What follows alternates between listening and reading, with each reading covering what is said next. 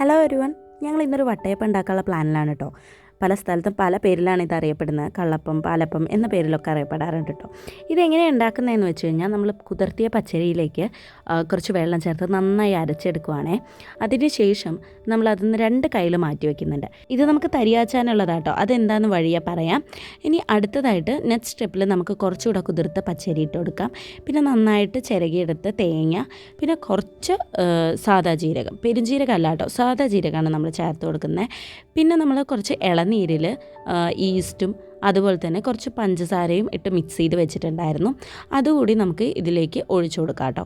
എന്നിട്ട് നന്നായി ഫൈനായിട്ട് അരയുന്ന രീതിയിൽ അരച്ചെടുക്കാം. എന്നിട്ട് നമ്മൾ ആദ്യം അരച്ച മിക്സിലേക്ക് ഒഴിച്ചു കൊടുക്കാം കേട്ടോ. പിന്നെ നമുക്ക് അടുത്ത സ്റ്റെപ്പ് എന്ന് പറയുന്നത് നമുക്ക് ഇതേപോലെ ബാക്കി പച്ചരി, കുതിർത്ത പച്ചരി, പിന്നെ അതിൽ തേങ്ങ, പിന്നെ നമ്മുടെ ചോറാണ് കേട്ടോ നമ്മൾ ഇട്ട് കൊടുക്കുന്നത്.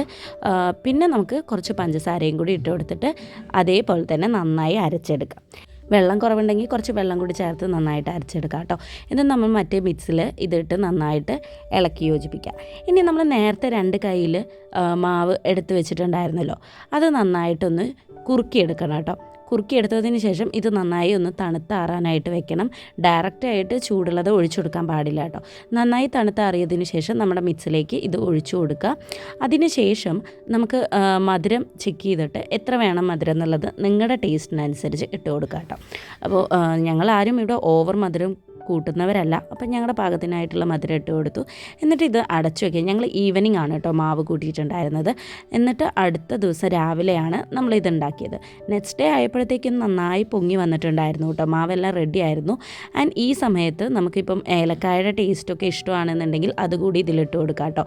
എന്നിട്ടൊരു കിണ്ണോ അല്ലെങ്കിൽ എന്തെങ്കിലും പാന് വെച്ചിട്ട് അതിൽ കുറച്ച് എണ്ണ തേച്ച് കൊടുത്തതിന് ശേഷം മാവ് ഒഴിക്കാം കേട്ടോ. എന്നിട്ട് നമുക്ക് വേണമെങ്കിൽ അണ്ടിപ്പരിപ്പും മുന്തിരിയൊക്കെ നിങ്ങൾക്ക് ഇടാം. അതെല്ലാം നമുക്ക് ഇതിലിടാവുന്നതാണ്. ഞങ്ങൾക്ക് ഈ ഒരു മധുരം ഓക്കെ ആയിരുന്നു കേട്ടോ. നല്ല അടിപൊളി ടേസ്റ്റാണ്. അപ്പോൾ എല്ലാവരും ഒന്ന് ട്രൈ ചെയ്ത് നോക്കുക. ഞങ്ങൾക്ക് എല്ലാവർക്കും എന്തായാലും ഇഷ്ടമായിട്ടോ. പിന്നെ നമ്മൾ ഫാമിലി ആയിട്ട് എല്ലാവരും കൂടി ഇരുന്ന് കഴിച്ചു. അടിപൊളി ടേസ്റ്റായിരുന്നു. സോ നെക്സ്റ്റ് വീഡിയോ ആയിട്ട് അടുത്തൊരു ദിവസം കാണാം. ബൈ.